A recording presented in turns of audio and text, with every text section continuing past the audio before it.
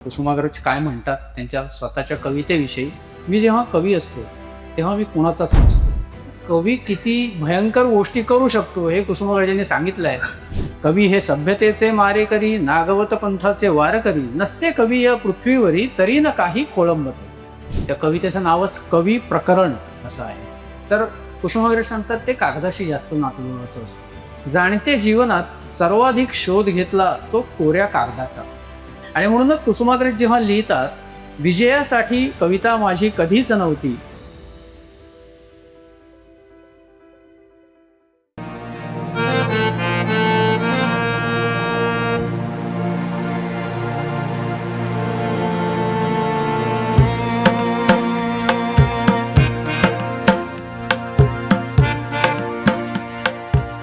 नमस्कार. सगळ्यात आधी जितेंद्र वैद्य आणि टीमचे मी मनापासून आभार मानतो. म्हणजे वाचनाचा सारखा एक आवश्यक असलेला उपक्रम सातत्याने चालवत असल्याबद्दल सुद्धा, आणि त्या उपक्रमामध्ये एका खूप सुंदर क्षणी मला सहभागी करून घेतल्याबद्दल सुद्धा. म्हणजे तुमचा आवडता लेखक जो नंतर तुमचा मित्र झाला आहे, त्याच्या बरोबरीने एखाद्या कार्यक्रमात तुम्हाला काहीतरी वाचून दाखवायची संधी मिळणं हे खूप मोलाची भेट आहे असं मी मानतो. बरं, मी काही भोजेवार सरांसारखा प्रतिभावान लेखक नाही, त्याच्यामुळे मी विचार केला की या मोक्याचा फायदा घेऊया आणि कुसुमाग्रजांनी त्यांच्या स्वतःच्या कवीपणाविषयी, स्वतःच्या कवितेविषयी जे काही लिहिलं आहे, गद्यही लिहिलं आहे आणि अर्थात कविताही त्यांच्या काही आहे, त्याचं एक संमिश्र असं तुमच्यासमोर सादरीकरण करूया असं मी विचार केला. ते सादरीकरण करण्यासाठी म्हणून मी आता तुमच्यासमोर बसलेलो आहे आणि आपण सुरुवात करूया. कुसुमाग्रज काय म्हणतात त्यांच्या स्वतःच्या कवितेविषयी आणि कवींविषयी सुद्धा. एक कविता आधी त्यांची आहे आणि ती आधी मी तुम्हाला वाचून दाखवतो. त्या कवितेचं नावच कवी प्रकरण असं आहे.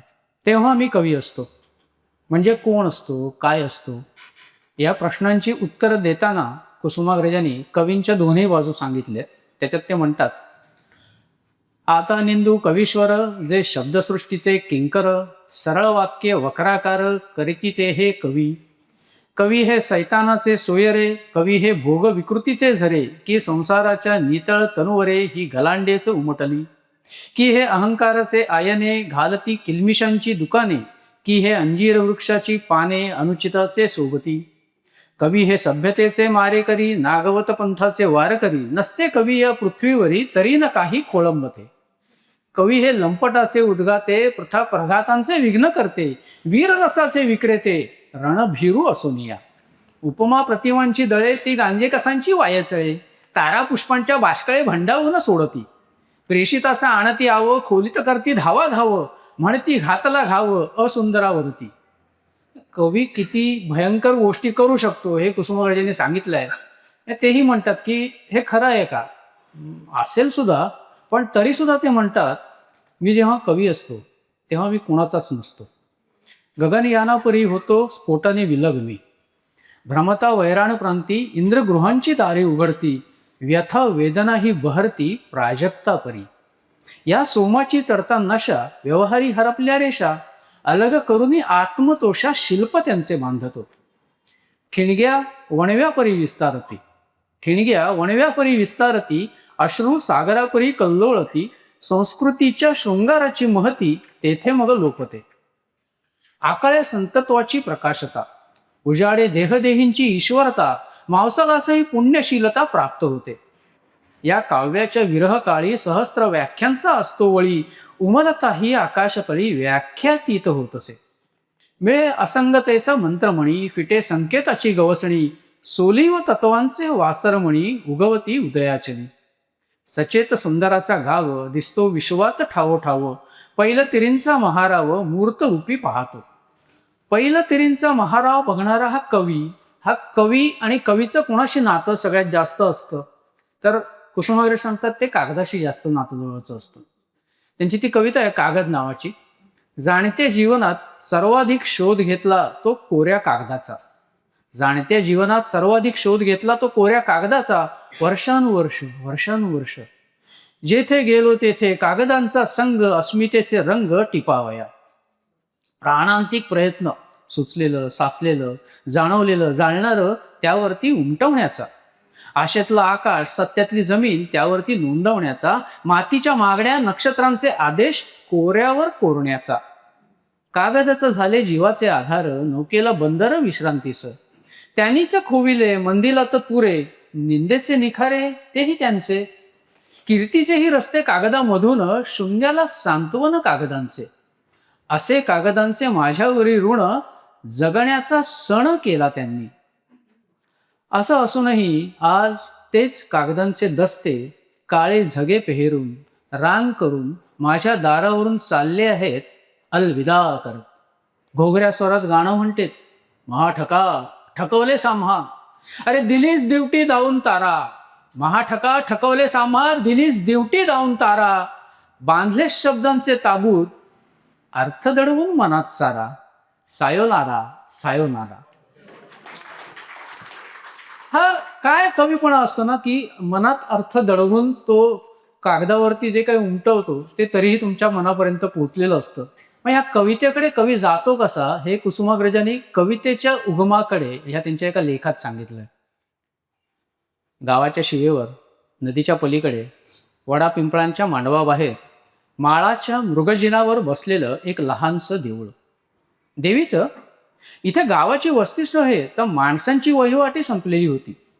देवळाचं बांधकाम फारसं रमणीय नव्हतं. एका अंधाऱ्या मकानावर एक पितळी कळस चढवलेला होता आणि समोर मातीच्या पांढुरक्या भिंतीत कोंडलेलं एक आवार होतं. गाभाऱ्याच्या जवळपास येताच मूर्तीच्या अंगावरील शेंद्राचा विस्तार एखाद्या रक्तळलेल्या ढगासारखा दिसायचा आणि ते उग्र वटारलेले डोळे, गाभाऱ्यात अडकलेला काळोखाचा तुकडा बाहेरच्या उजेडाकडे संतापून बघतोय असं वाटायचं. शालेय वयात असलेला कोणी एक या देवीचं दर्शन घेऊन केव्हा केव्हा पलीकडच्या मैदानावर जाऊन बसायचं. दृष्टीच्या अखेरच्या तळापर्यंत सारं माळ मैदान हिरव्या पिवळ्या गवताने झाकलेलं. इथं वारुळांचे आणि मातीचे उंचवटे, खुरटलेली झुडपं, खडीचे ढिगारे. पण या वृक्षतेवर मावळतीचा प्रकाश जरतारी रुजाम्यासारखा उलगडलेला असायचा. क्वचित एखादी बैलगाडी दगडाळ रस्त्यावर खडखडत यायची. मग बैलांच्या गळ्यातल्या घंटांचा आवाज, नाहीतर झपाट्याने घराकडे वाटचाल करत जाणाऱ्या एखाद्या किसान कुटुंबाची वर्दळ. एरवी सारं शांत. मग तो कोणी एखाद्या उंचवट्यावर आसनस्थ व्हायचा आणि क्षितिजाच्या रेषेवर दिसणाऱ्या डोंगराच्या निळ्या पारव्या रांगेकडे नजर केंद्रित करायचा. रांग धरून उभे राहिलेले बलाढ्य ऐरावत, त्यातील एक दोन डोंगर त्या कोणा एकाच परिचितही होते. पण कुमार दृष्टीला भयभीत करणारे तिथले प्रचंड पहाड आणि डोंगरदरीत माजलेली निर्मानुष जंगल, कल्पनेचा कोश पॅराशूटच्या छत्रीसारखा उघडे आणि कुठल्या तरी अनिर्बंध चित्रपटाला सुरुवात होईल.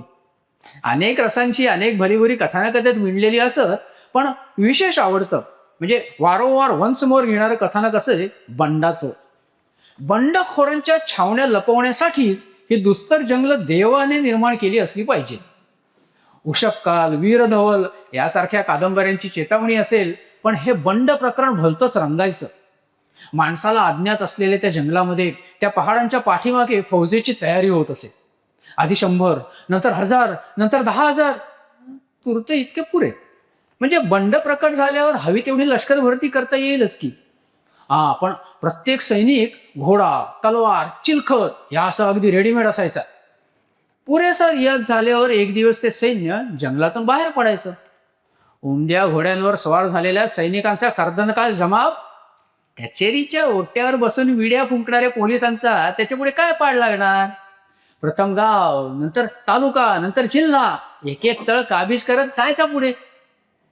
वर्गातले सोबती, उन्हाळकीतले सवंगडी, प्रणयाच्या प्राथमिक प्रयोगात गवसलेल्या बालवल्लभा, घरातली लहान थोर माणसं, मुलांवर मिशा उघडणारे मास्तर आणि 2 पाय धड असूनही तैमूर लंगासारखे भासणारे हेडमास्टर, हे सगळे सगळे त्या सैन्यातला अग्रेसर स्वार पाहून आश्चर्याने बेभान होणार. एवढीच गणिताच्या बेअब्रूची भरपाई तर होईल. जिम्मेदारी काय भारताची नव्हती हो, फक्त महाराष्ट्राची होती. तेवढं कार्य आटपेपर्यंत अंधार पडायचा. मग त्या थोर कर्तबगारीच्या तंद्रीतच त्या कोण्या एकाचं गावाकडे मार्गक्रमण सुरू व्हायचं. माळरानावर बसून कपड्यानं बरेच लांडगे चिकटलेले असायचे. ते ओरबाडून काढताना जमिनीला स्पर्श व्हायचा. इंग्रजी शाळा. एक शिक्षक वर्गावर येतात. 6 फूट उंची, अस्ताव्यस्त, उबडधोबड. वाचनालयातील ग्रंथाप्रमाणे मळकट वाटणारे. समोर आले म्हणजे गुडघ्यापर्यंत पसरलेलं कोटाचं काळं वाळवंट प्रथम ध्यानात राहायचं. परत धोतर सुद्धा आपला रंग विसरून कोटाच्या रंगाशी सोयरीक करू पाहणार. व्यसन तपकिरीचं, त्याच्यामुळे हातानाकाचा नेहमी झगडा चाललेला. अंगावर नाही सावळाच. माणसाला ना शरीराचं धिप्पाड आवडत नाही. शरीर आणि आत्मा यात काहीतरी बेबनाव आहे असं वाटायचं. पण पण आयुष्याशी असलेले स्नेहाचे ऋणानुबंध त्यांच्या स्वरात येऊन बसले होते. बोलायला लागले की सरोद आणि सतारीच्या तारा खर्जामध्ये रुंझुमत आहेत असा भास व्हायचा. होते वर्ग शिक्षक, पण आज आले होते एका दत्तक तासाला, म्हणजे दुसऱ्या विषय शिक्षकाच्या गैरहजेरीत. इतिहास हा हातखंड विषय आहे. इतिहास शिकवायचा नाही ना, इतिहासाच्या ओघात नेऊन उभं करायचे. अपेक्षा होती की आज पण काहीतरी ऐतिहासिक प्रकरण ऐकायला मिळेल. पण घडलं वेगळंच. डगल्याच्या खिशातून त्यांनी एक पुस्तक काढलं आणि म्हणाले, आज आपण एक कविता वाचूया. कविता? म्हणजे मोरोपंत नाही, मग वामन पंडित नाही, रामदास नाही, यातले कोणीच नव्हते. कवी होते तांबे, भास्कर रामचंद्र तांबे. हे कवीला आडनावं असतात आणि हजेरी पटावर लिहिल्याप्रमाणे त्यांच्या संपूर्ण नावाचा उपयोग केला जातो, हे नवीनच होतं. मास्तरांनी थोडा प्रस्ताव केला आणि नंतर नदीच्या शेजारी गडाच्या खिंडारी ही कविता वाचायला आणि उकलायला सुरुवात केली. आधुनिक कविता कोणा एकाला थोड्याफार भेटल्या होत्या, पण त्या सगळ्या अन्वयार्थाच्या कोड्यातच अडकवल्या जायच्या. रसापर्यंत पोहोचायची संधीच नव्हती मिळाली. आता मात्र काहीतरी वेगळं घडत होतं. कवितेचं सौंदर्य गुलाब पाण्यासारखं अंतःकरणावर शिंपडलं जात होतं. सारा सभोवार विरघळत होता आणि जाणवत होता फक्त वारा. नदीच्या काठावर, देवळाच्या गाभाऱ्यात, वडाच्या पारंब्यात हसत नाचत वावरणारा वारा. 1000 वेळा वारा अंगावर घेतला होता, सुखावा झाला होता. पण इथे प्रत्यक्ष वारा नसताना केवळ त्याची मनोवन जाणीव जो आल्हाद देत होती ना, तो अपूर्व होता. वाऱ्याला व्यक्तित्व आलं होतं, स्वभाव मिळाला होता. एका अपार्थिव आनंदाचे वेळ हे मनाभोवती बसत होते. कविता म्हणजे केवळ अर्थात्मक विधान नसतं. एखाद्या विधानाचं केवळ सालंकृत पद्यमय स्वरूपही नसतं, तर एखाद्या अनुभवाच्या गाभ्यापर्यंत आपल्याला घेऊन जाणारी ती एक अलौकिक शक्ती असते. याचा त्या कोणा एकाच त्या दिवशी प्रथम प्रत्यय आला. मनोराज्यात वेडेवेकडे दौरे काढणाऱ्या स्वैर अनिकेत कल्पनेला एक घरटं मिळालं आणि ते पुढे केवळ कल्पनेपुरतंच मर्यादित राहिलं नाही, त्याच्या जीवनाचंच ते आश्रयस्थान बनू लागलं. मध्यरात्र उलटून गेलेली. धोंडा आदळून कास फुटावी त्याप्रमाणे अचानक तो काळोख आणि एकांत झुंडीच्या आरडाओरडीने फुटून गेला. क्रोध आणि निराशा यांना जणू एक निखारलेला स्वर फुटला होता. तो कोणी एक आपल्या जागेवरून ऐकत होता, पाहत होता. एरवी आपापल्या उद्योगात गुंतलेली ही माणसं, संस्कृतीच्या चिरेबंद आवरणात वावरणारी, दुकानदारी करणारी, ओझी वाहणारी, नोकरी करणारी माणसं, बरी माणसं, वाईट माणसं, दरिद्री माणसं, सुखवस्तू माणसं, तरुण, पोरसौदा आणि प्रौढही, या सर्वांना काय झालंय? विचारशक्तीच्या चिंध्या झाल्याप्रमाणे ही माणसं बेभान होतात. अदृश्य कट्यारी छातीत चिरल्यासारखी आक्रोश करतात. सुखा समाधानाचे बिछाने सोडून शरीरावर उतरलेली नीज घाणेरड्या पांघरुणाप्रमाणे बाजूला फेकून घराचे संरक्षक उंबरठे ओलांडून ही माणसं अशी निराधार काळोखात का घुसलेत? त्या लोकांचा आवडता नेता तुरुंगात ओढून नेला होता आणि त्या तुरुंगाजवळचाच हा परिसर होता. साम्राज्य सत्तेविरुद्ध स्वातंत्र्याचा लढा सुरू झाला होता आणि हे सगळे रामाशिवा गोविंदा आपल्या रटाळपणाचा कवच फोडून बाहेर उसळले होते. जमावापासून दूर असलेला आणि तरीही त्या जमावात गेलेला तो कुणी एक त्या जळत्या लाटा आपल्या अंगावर घेत होता. एखाद्या लाकडी तराफ्याप्रमाणे त्याची जाणीव त्या तुफानी दर्यावर मुक्तपणे हिंदोळत होती. थोड्या वेळाने पोलिसांची दले आली. नंतर शिट्ट्या, बुटांचे, लाठ्याकाठ्यांचे आवाज, वेदनेच्या किंकाळ्या, क्रोधाची गर्जिते, अंधारात ओघळणारे अस्पष्ट आकृती आणि नंतर संपूर्ण सामसूम. रस्त्यावर आत एक अस्पष्ट नातं झडत होतं. कवचाच्या आत असलेल्या माणसांशी, माणसांच्या जमावाशी शरीरात झुगारून आत्मिक रूपात उरण्याच्या माणसाच्या अद्भुत शक्तीशी. असं काही मनातलं, काही जनातलं, काही कल्पनेतून उतरलेलं, काही प्रत्यक्षातून उपसलेलं जे काही संज्ञाभोवती हेलावत होतं, त्याला अखेर काव्याचा प्रवाह सापडला. नाट्यासारखे इतर वाङ्मय प्रकार त्या कोणा एकाला प्रिय होते. अन्य प्रकारात लेखन करण्याचा प्रयत्नही तो करीत होता, पण कविता सर्वात जवळची होती, सर्वात अधिकही होती. आपल्या व्यक्तित्वाची मूलद्रव्य कवितेमध्येच प्रवाहित आहेत असं वाटायचं. कवीच्या पुरता हा शोध कोलंबसच्या शोधा इतकाच महत्वाचा असतो. एक नवीन, खास स्वतःचं खाजगी असं बेट त्याला प्राप्त होतं, जिथे तो आणि नंदादीपांप्रमाणे आकाशात उंचावर जाळणारे त्याचे आवडते कवी याशिवाय इतर कोणालाच प्रवेश नसतो. त्या बेटाचा किनारा म्हणजे अव्यक्त, कोठेही न गवसणाऱ्या सांत्वनाचा आणि आश्वासनाचा किनारा असतो. जेव्हा तो व्यवहारात वावरताना दिसतो, तेव्हाही तो या बेटापासून फार दूर गेलेला नसतो. आणि एकटा असतो तेव्हा तर त्या बेटावरतीच त्याचा मुक्काम असतो. त्याच्या साऱ्या सुखदुःखांच्या, व्यथावेदनांच्या, मनोगतांच्या रेषा या बेटाच्या बंदरात येऊन दाखल होतात. व्यवस्थेच्या किनाऱ्यावर जहांगीरानं कुठेतरी लिहून ठेवल्या म्हणतात, जे आहे ते सर्व येथेच आहे. तशीच, अगदी तशीच जीवनाच्या आदिपर्वात कवीची अवस्था असते. आता तो कोणी काही त्याला अपवाद नव्हता. याचा अर्थ असा नव्हे की तो कवितेसाठी आणि कवितेमध्ये जगत होता. कवितेसाठी जगणं हे विशुद्ध कवितेप्रमाणे एक सशाचं शिंग आहे, नसलेलं आणि असेल तर असायला नको असलेलं. म्हणजे कदाचित कोणी कवितेसाठी जगलाच ना, तर तो चांगली तर नव्हेच, पण साधारण बरी कविताही लिहू शकणार नाही हो. स्वतःच्या शरीरापासून भोवतालच्या मानुष आणि विमानुष विश्वापर्यंत माणसाचं जीवन पसरलेलं असतं. त्याच्याशी आपल्या प्रकृतीचे, विकृतीचे संबंध जोडणं, त्यातली सत्व आपल्या व्यक्तित्वात शोधून घेणं, त्यातली सुंदरता, कुरूपता, न्याय, अन्याय यांना प्रतिसंवाद देणं, हाच जर जगण्याचा अर्थ असेल, तर कवी नुसता जगतच नाही, ठराविक कालावधीमध्ये इतरांपेक्षा अधिक जगत असतो. विकृत आसक्तीपासून अविकृत भावविचारांपर्यंतचं एक अनुभव विश्व त्याच्या सभोवर उमलतं आणि त्याची भावात्मक प्रतिक्रिया झपाटलेल्या लयबद्ध शब्दात ओतल्याशिवाय त्याला समाधान लावत नाही. तो कोणी एक याच मार्गाने चालला होता. मराठी, इंग्रजीतले काही श्रेष्ठ कवींना आपले प्रकाशदाते करून त्याची कविता चाच पडत होती, ठेचकाळतही होती, पण स्वतःचं स्वतंत्र अस्तित्व शोधत होती. काहीशा एकटेपणातच. दाल मिळाली तर भरपूर आनंद होईल, पण ती मिळवायचा प्रयत्न करण्याचा मनात येत नसे. लग्नाच्या मुलीसारखी कविता कोणासमोर तरी उभी करणं आणि अनुकूल अभिप्रायासाठी कटोरा पुढं करणं म्हणजे कवितेचा अपमान आहे असं वाटे. आपण लिहू ते कोणाला आवडेल वा ना आवडेल, पण ते बरं की वाईट हे आपल्यालाच कळायला हवं, नव्हे आपणच ते ठरवायला हवं. याच अवस्थेत मग प्रकाशनाची मोहीम टपाल खात्यामार्फत सुरू झाली. परतदान मुबलक झालं म्हणजे अनेकांना वाटतं की संपादक वर्ग हा नवीनाचा वैरी आणि वशिल्याची घोरपड लावूनच काबीज करता येण्यासारखा असतो. सामान्यतः हे खरं नसतं ना. संपादकाचं स्वतःचं मत त्याच्या कार्यक्षेत्रात जारी असणं हे स्वाभाविक आणि आवश्यकही असतं. त्याची काही व्यक्तिविशिष्ट रसिकता असते, त्याच्या मासिकात काय हवं नको असतं आणि केव्हा त्याच्या आकलनाचाही काही मर्यादा असतात. पण काहीही असलं तरी तो नवीनाच्या शोधात असतो यात शंका नाही. पण प्रौढावस्थेपेक्षा प्रारंभिक अवस्थेत लेखक आपल्या लेखनात अहंकाराने अधिक गुंतलेला असतो. त्यामुळे तारतम्य राहत नाही आणि बऱ्या वाईटाची समजही शक्य नसते. कोणा एकाचं इथे तारतम्य नव्हतंच. प्रथम अवस्थेत गेलेल्या किमान 100-150 कविता तरी, आणि त्यातल्या तर काही तेव्हाच्या अग्रेसर मासिकात प्रसिद्ध झालेल्या, त्याने पुढे स्वतःच्या संग्रहात घातल्या नाहीत. इतकंच नाही, शिल्लकही ठेवल्या नाहीत.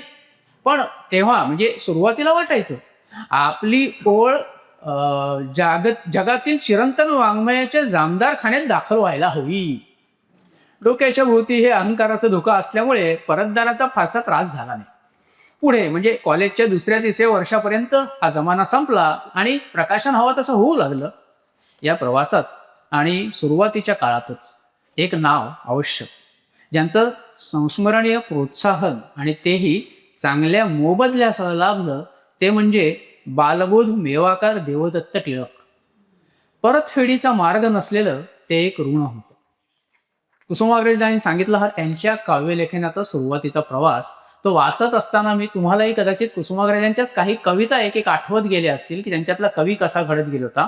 आणि म्हणूनच कुसुमाग्रज जेव्हा लिहितात, विजयासाठी कविता माझी कधीच नव्हती, म्हणून नव्हती भीती तिजला पराजयाची. जन्मासाठी हटून केव्हा नव्हती बसली, म्हणून नाही खंत ही तिजला मरावयाची. असं जे लिहिणं असतं कवितेबद्दलचं ते या सगळ्या वृत्तीतून येतं. बरं, नाटककार होते, कवी होते, प्रतिभावान तर होतेच होते, प्रश्नच नाही. त्यामुळे आपण कवी कसा झालो ह्याचा शोध वेगवेगळ्या पद्धतीने ते घेऊ शकत होते. तसा त्याने तो घेतला. ऑडियन्स प्रमाणे एखादा वक्ता जशी भाषा बदलतो ना, तशी लेखाची बदललेली भाषा आहे. त्यामुळे त्यांचं भाषेवरचं जे काही प्रभुत्व आहे ते या दुसऱ्या लेखातून लक्षात येईल. त्या लेखाचं नाव अगदी साधं आहे, मी कवितेच्या प्रेमात कसा पडलो. मिशी बरोबर मतं उगवतात असं राम गणेश गडकर यांनी म्हटलंय. काव्य उगवण्याचा काळ सामान्यतः हाच असतो. हा, म्हणजे सॉमरसेट मॉमच्या एका कादंबरीतल्या नायकाला प्रौढावस्थेत गेल्यावरती आपण चित्रकार असल्याचा साक्षात्कार होतो, तसं काव्यलेखनाच्या प्रांतातही काही उशिरा प्रसूती झाल्याची उदाहरणं आहेत. नाही तसं नाही, पण ती अपवादात्मक. सामान्य नियम असा की ही उर्मी माणसाच्या मनामध्ये वयाच्या पहिल्या पर्वात निर्माण होते. मीही म्हणजे कुसुमाग्रज या नियमाला अपवाद नव्हते. शाळेच्या अखेरच्या आणि कॉलेजच्या सुरुवातीच्या वर्षात असतानाच माझ्यामधला कवी जन्माला आला आणि थोडाफार आकारालाही आला. लेखनाची उर्मी ही कशी निर्माण होते, कुठून येते? आपल्याकडे एक म्हण आहे ना, ऋषीचं कुळ आणि नदीचं मूळ शोधू नये. का शोधू नये? म्हणजे दोन कारणे आहेत त्याला. एकतर ही कुळं किंवा मुळं निश्चितपणे शोधून काढणं कठीण, जवळपास अशक्यच. आणि दुसरं म्हणजे शोध घेतल्यावर जे काही सापडतं ना, ते फारसं शोभनीय असेल अशी खात्री देता येत नाही. ऋषींच्या कुळांसंबंधी मला काय फारशी माहिती नाही, पण नदीच्या मुळासंबंधी मी खात्रीपूर्वक सांगू शकतो. आमची गोदावरी भारतातली एक श्रेष्ठ लोकमाता. त्र्यंबकच्या डोंगरावरील गंगाद्वार हे तिच्या उगमाचं ठिकाण म्हणून मानलं जातं. पण तो तिचा खरा उगम आहे का? म्हणजे गंगाद्वारात देखील वरच्या पहाडातून पाणी झिरपून येतं आणि तिथं ते झऱ्याच्या रूपाने प्रकट होतं. म्हणजे खरा उगम शोधायला वरच्या पहाडात किंवा त्याही वरच्या पहाडात जायला हवं. बरं, हा एकच झरा म्हणजे नदीचा उगम असतो का? तसंही नाहीये ना. 5-50 झरे डोंगरावरून उतरत असतात आणि पायथ्याशी एकत्र होतात. मग त्या 5-50 झऱ्यांमधला प्रत्येक झरा म्हणू शकतो की मीच गोदावरीचा उगम आहे. आपण आपला सोयीसाठी एक झरा पकडतो आणि म्हणतो हे या नदीचं उगमस्थान. दाखला जरा विस्ताराने सांगितला, कारण काव्यलेखनाचं किंबहुना कोणत्याही लेखनाचं मूळ तंतोतंत अशाच प्रकारचं काहीतरी गृहीत धरलेलं असतं. लेखनामागची असंख्य कारणं आपल्याला अज्ञात असतात आणि त्यामुळे मग जी गंगाद्वारासारखी ज्ञात होऊ शकतात तिथपर्यंतच आपण पोहोचतो. गेल्या पिढीतले सव्यसाची साहित्यकार नरसिंह चिंतामण केळकर यांना एकदा विचारलं होतं, आपण का लिहिता? त्यांनी उत्तर दिलं होतं, मला लिहावं असं वाटतं आणि लिहिता येतं म्हणून. जरा विनोदी वाटतं किंवा प्रासंगिकही वाटतं, पण या उत्तरामध्येच खरं तर लेखनाच्या उगमाची मीमांसा झाली असं मला वाटतं.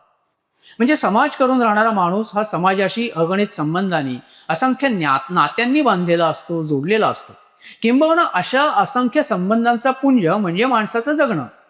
काव्य हा माणसाच्या सभोवतालच्या परिस्थितीशी असलेला एक संबंध किंवा संवाद असतो. जे काही आपल्याला उत्कटपणे जाणवलेलं असतं ते इतरांपर्यंत पोहोचवणं ही माणसाची एक स्वाभाविक प्रवृत्ती आहे. म्हणजे एखादा सुंदर सूर्यास्त मी पाहिला ना, तर तो आनंद मी कंजूष माणसाप्रमाणे मनात बंदिस्त करू नाही शकत. मी भेटेल त्याला सांगतो, अरे मी असा असा देखावा पाहिला, अरे मी हा देखावा पाहिला.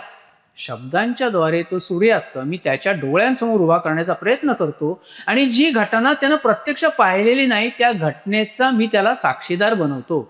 म्हणजेच पर्यायानं मी माझ्या अनुभवात त्याला सामील करून घेतो. जो माझा एकाचा अनुभव असतो तो अनेकांचा होतो आणि स्वतःमधून बाहेर गेल्यानं माझं मी पण व्यापक केल्याचं समाधानही मला मिळतं. हीच काव्यलेखनाची प्रक्रिया आणि प्रेरणा असावी असं मला वाटतं.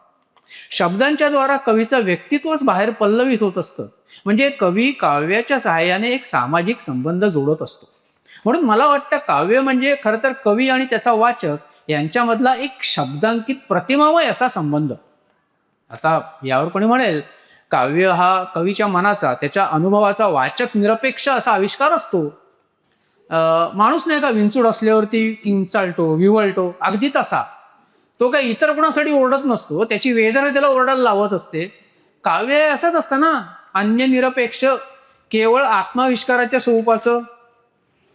खरंय, बर्नार्ड शॉनं एका नाटकात म्हटलंय की कवी स्वतःशीच मोठ्याने बोलतात आणि जग ते बोलणं अभावितपणे ऐकतं. फार चांगलं आणि सुंदर वचन आहे. म्हणजे तो विंचाचा दंश झालेला माणूस ओरडतो तो आत्मविष्कारच असतो, पण ते काव्य नसतं. हा आविष्कार जेव्हा शब्दाचा सामाजिक व्यवहाराच्या माध्यमाचा आशय घेऊन येतो तेव्हा तो काव्यरूप पावतो, काव्याच्या जवळ जातो. शब्द ही एक सामाजिक घटना आहे, म्हणून शब्दांचा वापर करणं म्हणजे स्वतःकडून इतरांकडे आविष्कारातून संवादाकडे जाणं. या शब्दांचा आशय सुद्धा निर्भेळ असत नाही हा. त्यात शब्दांची निवड असते, छंद, यमक, लय, प्रतिमा यांची योजना असते. म्हणजे काव्यातील आविष्कारात कल्पकता आणि रचना यांचाही पदर विणलेला असतो. सारांश काय, शॉनं म्हटल्याप्रमाणे कवी स्वतःशीच बोलत असतो, पण तो मनातल्या मनात बोलत नाही, तो मोठ्याने बोलतो. कारण अभावितपणे त्याने एक अनामिक आणि अदृश्य असं श्रवण केंद्र गृहीत धरलेलं असतं. दुसऱ्या शब्दात सांगायचं तर आत्माविष्कार आणि संवाद यांच्यामध्ये काव्याच्या क्षेत्रात कुठलीही भिंत नाही. आत्माविष्कार संवादात परिणित होतो आणि तिथंच त्याला संपूर्णतेचं समाधान लाभतं. आता माझ्या काव्यलेखनाकडे येऊया. माझं काव्यलेखन शाळा कॉलेजच्या काळात सुरू झालं. भोवतालचं वातावरण लेखनाला अनुकूल आणि प्रोत्साहक होतं का? ते प्रोत्साहक होतं, अनुकूल होतं असं म्हणता येणार नाही, पण प्रतिकूल मात्र नक्कीच नव्हतं. म्हणजे तशा कोणत्याच प्रकारचं लेखन घरात, खरं तर घराण्यातही कोणाकडून झालेलंच नव्हतं. बरं, काव्यलेखन हे मधुमेह किंवा दम्यासारखं अनुवंशिक असतं असं समजायचंही कारण नाही. ते केव्हाही आणि कुठेही अकस्मात उद्भवू शकतं. हा, मात्र राजापुरी गंगेसारखा काही चमत्कार होतो असं मानू नका. हा, केशवसुतांनी कवीना देवांचे लाडके असं म्हटलंय, आणि रामदासांनी तर कवी हा परमेश्वर वेदावतारी म्हणून त्याला देवघरातच नेऊन बसवलंय. कवितेचं नातं अद्भुताशी जोडण्याचा हा प्रयत्न जुनाच असला तरी खरा नाहीये बरं का. नदीचं वाहतं पाणी एखाद्या खड्ड्यात थांबतं, साचतं, तिथे डोह तयार होतो. त्याप्रमाणे जीवनासंबंधीच्या प्रतिक्रिया काही व्यक्तित्वात थांबतात आणि काव्याला जन्म देतात. ही निर्मिती देखील पूर्णतः स्वयंभू नसते, तर अपरिहार्यपणे संस्कारित असते. हे संस्कार पूर्वसुरींचे असतात, प्रचलित ज्ञानाचे असतात, आणि सगळ्यात महत्वाचं, ज्या परिसरात कवी जन्मतो, वावरतो, त्या परिसराचेही असतात. आता माझंच बघा ना, नाशिकपासून 20 मैलावर असलेल्या पिंपळगाव या खेडेगावी आम्ही राहत होतो. तेव्हा या गावाची वस्ती 2-2.5 हजारापेक्षा जास्त नव्हती, आणि तरीही कोर्टाचं, वकिलांचं गाव म्हणून पिंपळगाव वैशिष्ट्यपूर्ण होतं. खेडेगाव असूनही त्याचं तोंडवळा शहरी होता. माझे वडील स्वतः वकील होते, त्यांचं बालपणही पुण्यात गेलेलं होतं. पिंपळगावी येताना त्यांनी थोडंसं पुणं आपल्याबरोबर आणलेलं होतं. घरात वृत्तपत्र, मासिकं, पुस्तकांची ये-जा होती, आणि मुलांच्या मनाला कुंपण घालणारा कर्मटपणा आसपास नव्हता. वातावरणात लेखन नव्हतं तरी वाचन होतं. वडिलांच्या बैठकीत देवांच्याच नव्हे तर शिवाजी, टिळकांच्या मोठ्याला तसबिरी होत्या, आणि त्या आमच्याशी वेळप्रसंगी बोलतही होत्या. सप्तशृंगी वणीला आप्तांचं घर होतं. दिवाळी आणि मेच्या सुट्टीत आम्ही अनेकदा तिथं जात होतो. त्या इनामदारी वाड्यातलं एरवी कुलूप बंद असलेला पुस्तक संग्रह आमच्यासाठी खुलावत असे. वाचन अर्थातच कथा कादंबऱ्यांचं. गुणादातार, नाथमाधव, आपटे, भारत गौरव, सूरज ग्रंथमाला यातल्या कादंबऱ्या हातात आल्या की पतंगाचे दोर तुटत आणि हवेतल्या वास्तव्याला सुरुवात होईल. याच कपाटात केव्हा तरी गडकऱ्यांची नाटकं हातात आली. ती प्रथम वाचताना द्वारकेच्या सुवर्णनगरीत शिरणाऱ्या सुदाम्यासारखी अवस्था झाली. आणि इथे केवळ रंजन नव्हतं, केवळ कथानकाचा उलगडा नव्हता, पानोपानी खूप काही गवसत होतं. कथेतून उलगडणाऱ्या माणसापेक्षा भाषणातून उलगडणारी माणसं खूप जवळची आणि खरी वाटत होती. आणि मुख्य म्हणजे भाषेला एक सौंदर्य, एक दिमाग असू शकतो, हे मला प्रथमतः इथेच जाणवलं. हा वाङ्मयातला प्रवेश होता. या तळावरून लेखन फारसं दूर नव्हतं. म्हणजे शाळेत अभ्यासासाठी आगगाडी आणि बैलगाडी यांच्यातले संवाद असं काहीतरी लिहित होतोच, पण घरी आल्यावर गडकऱ्यांच्या पावलावर पाऊल टाकून राजसन्यास सारखं योगसन्यास नाही तर कर्मसन्यास असं काहीतरी लिहायची खटपट करत होतो. हा, असं सगळं जरी असलं ना, तरी अजून कवितेच्या वाटेला गेलो नव्हतं. ते जावं लागलं एका हस्तलिखित अंकासाठी. म्हणजे काय झालं, खेळाडूंचं प्राबल्य असलेल्या आमच्या शाळेच्या वर्गात आणि माझ्या मित्रांमध्ये वाङ्मय असे लगट करणारा एकटा मीच होतो. त्यामुळे त्या अंकाचं संपादनच नव्हे, ते लेखनही मलाच करावं लागलं. वाचनालयातील मेजावर जी मासिकं दिसत होती त्यांचं यथाशक्य अनुकरण केलं. बाकी सगळं जमलं हो, पण कवितेची गाडी अडली. सरळ वाक्य वक्राकार करण्याचा उद्योग मी कधीच केला नव्हता, पण कविता ही हवीच नाही का. म्हणजे मनोरंजनादी मासिकात कविता मोठ्या सन्मानानं छापल्या जात, फुलांची वेलबुट्टी वगैरे काढून. गद्य मजकूर बिचारा पायदळ चालत असे, कविता मात्र पालखी मेळ्यातून मिरवलं जाईल. काव्य हे प्रकरण वाचनीय नसलं तरी प्रेक्षणीय होतं आणि प्रतिष्ठेचंही होतं. शेवटी हा उद्योग आपणच करावा असं ठरलं. पुढल्या 2-4 वर्षात ज्या कवींनी झपाटून टाकलं, म्हणजे गोविंदाग्रज, बालकवी, ते काही अद्याप भेटलेले नव्हते. कविता माहितीची होती ती पाठ्यपुस्तकातून येणारी संत पंत आणि तत्सम कवींची. तो एकमेव साचा डोळ्यासमोर होता. त्यात इतिहास विषय माझ्या आवडीचा, म्हणजे अजूनही आहे. काव्याची नसली तरी वृत्ताची समज ठीक होती. मग शिखरणी वृत्त निवडलं आणि मापामध्ये धान्य भरतात तसा माझ्या मनात रुतलेला नारायणरावांच्या वधाचा ऐतिहासिक प्रसंग थोड्या अलंकारांसह त्यात दिला भरून. ही झाली पहिली कविता. खरं सांगतो तिच्यात काव्य काहीच नव्हतं, पण समाधानाची गोष्ट एवढीच की वृत्ताचा वापर मात्र निर्दोष होता. वृत्तछंदांचे प्रयोग मी स्वागतार्ह समजतो, पण असमंजसपणे केलेली त्याची मोडतोड मला आजही सहन होत नाही. इथे ना एक गोष्ट माझ्या लक्षात आली.